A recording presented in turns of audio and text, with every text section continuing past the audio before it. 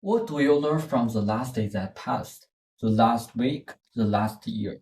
If you could look back upon centuries of history, would your reflections be richer?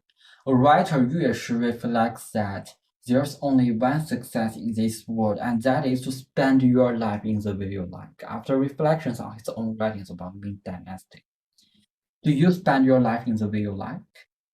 Or do you often think to yourself, will he laugh at me for my exam score? Will he like me if I do this?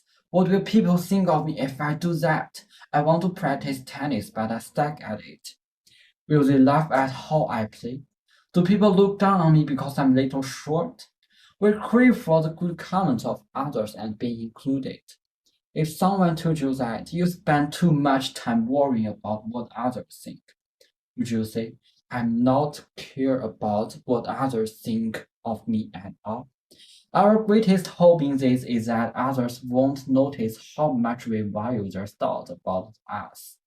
Ironically, the more we hope for this, the more we continue to care about their thoughts, even more than our own. We care a lot about other people. We want to make them happy, make people perceive us in a better light, change ourselves for the better, all the while becoming a more confident self. As we measure ourselves against the standards of others' comments and try to live up to their expectations, their approval or disapproval can direct our mood. We should not live for others, so why do we keep doing it? Like most parents, mine have a lot of expectations for me. They wanted me to reach many goals they think will be good for me. And like good parents, they sometimes seldom encourage me out of fear that I will be too proud of it. I appreciate them. I am grateful to them. I think many parents are just like my parents. They love us a lot. They hope we face life with a modest attitude, but we yearn for their praise. So we keep doing the things that could make them happy. Is it my parents' fault caused me to be so concerned about other comments about me? No. The way we interact with our parents is just a template for the way we behave in the future. But realize that this is simply a template. The power of family of origin is exaggerated, and I will tell you why. In fact, the reinforcement and repetition of my childhood behavior and cognitive patterns as we grow up can be the main causes of our problems. I am saying all this because I want to tell you, don't blame the past, don't blame childhood, don't blame any unpleasant experiences. They are just a trigger, nothing more.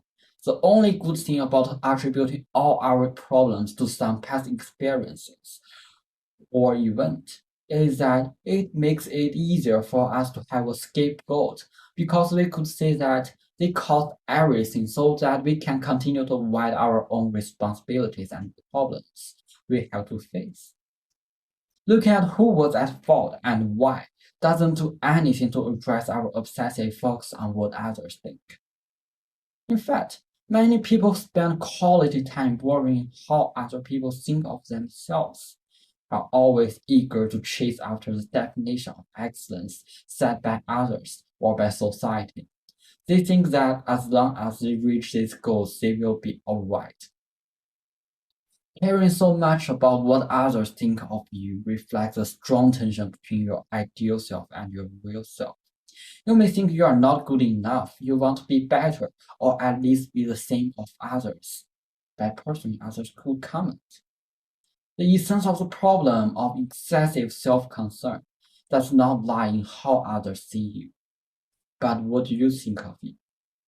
And the consequences of what others think of you become too important to you. Actually, you must realize that there aren't many people who care about you. There are not many people who have any opinions of you either. Think about yourself. How many opinions do you have on others? Even if you have some opinions on them, how long does they last? And does they really matter anyway? As for yourself, you are the most important. Don't think that this is selfish. In society, we always emphasize the importance of helping others and considering others. I'm not saying to go crazy and become a selfish person. We all try to avoid seeming selfish as we curate our own image. Over time, we dilute our own concerns and self-satisfaction, and we overly concerned with image. If you used to be afraid of being judged and don't really express your own need, then you need to say what you want bravely now. Don't be afraid that this would impact other opinions about you. If you don't respect me as a friend, then I do not respect you and be your friend. I do not have time to help you. Stop judging me. It's my business. What I want to do is none of your business. No. Do they thought cloud your brain, but you find it's difficult to let them out? In fact, you know what you need, or at very least, you definitely know what you don't need. See and do these recommendations you need, not dare to say and do in the past. Don't condition yourself, don't be in someone's control. Clarify your boundaries, defend your own position. Once you do so, I'm sure you will see the value of wisdom that there's only one success in this world, and that is to spend your life in the way you like.